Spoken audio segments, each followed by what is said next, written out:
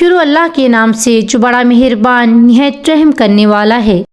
السلام علیکم ناظرین۔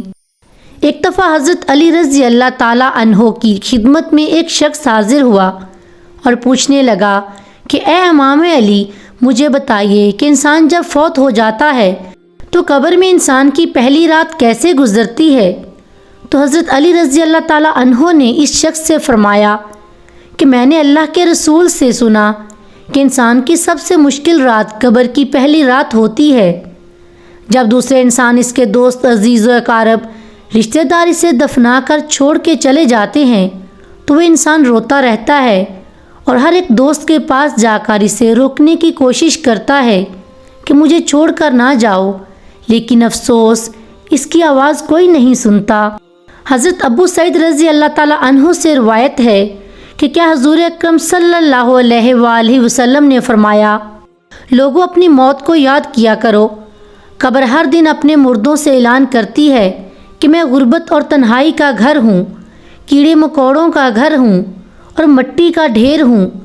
جب ایک مومن شخص کو دفن کیا جاتا ہے تو قبر اسے خوش آمدید کہتی ہے اور خوشخبری دیتی ہے کہ میری پشت پر چلنے والوں میں سے تو بڑا محبوب تھا، آج میں تیری ہو گئی اور تو میرے پاس آ گیا، آج میرا احسان دیکھ۔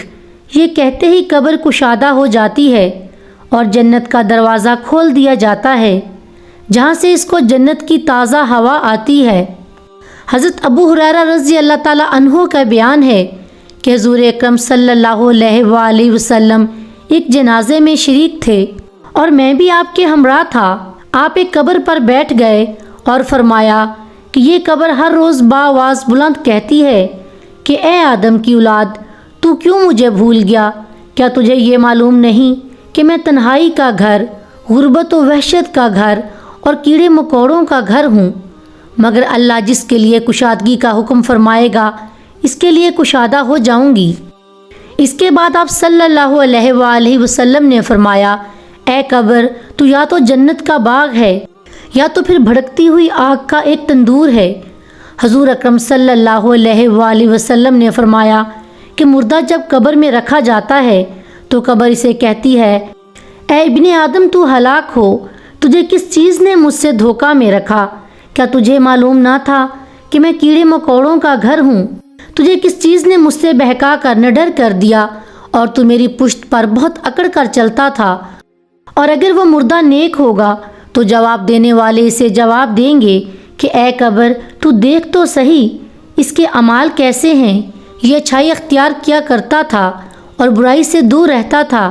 یہ سن کر قبر کہتی ہے، بے شک یہ نیک تھا، اب میں اس کے لیے اس کے نیک اعمال کے سبب سرسبز ہو جاتی ہوں۔ مردے کے جسم اس وقت نور سے منور ہو جاتا ہے اور اس کی روح اللہ تعالیٰ کی طرف بھیج دی جاتی ہے۔ حضرت عبداللہ بن عبید رضی اللہ تعالیٰ عنہ سے روایت ہے کہ حضور اکرم صلی اللہ علیہ وآلہ وسلم نے فرمایا کہ جب مردہ قبر میں پہنچتا ہے تو ان لوگوں کی آواز بھی سنتا ہے جو اس کے ساتھ جنازے میں جاتے ہیں۔ مردے سے اس کی قبر کہتی ہے کہ ابن آدم، تیری ہلاکت ہو، تو نے میری تنگی، بدبو اور کیڑے مکوڑوں کا خوف نہیں کیا، اس لیے تو نے ان چیزوں سے بچنے کے لیے تیاری نہ کی۔ بدعمال مردے سے قبر کہتی ہے کہ تو نے میری تاریکی، میری وحشت، میری تنہائی اور تنگی، میرا غم تجھے یاد نہیں رہا۔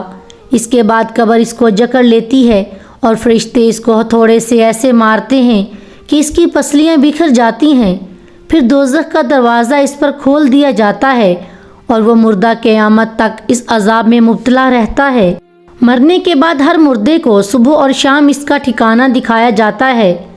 فرشتے جنتی کو جنت دکھا کر خوشخبری دیتے ہیں اور دوزخی کو دوزخ دکھا کر اس کی حسرت اڑاتے ہیں۔ اللہ تعالیٰ سے دعا ہے کہ ہم سب کو مرنے سے پہلے مرنے کی تیاری کرنے کی توفیق عطا فرمائے اور جو مسلمان اس دنیا سے جا چکے ہیں ان کی بخشش فرمائے، آمین ثم آمین۔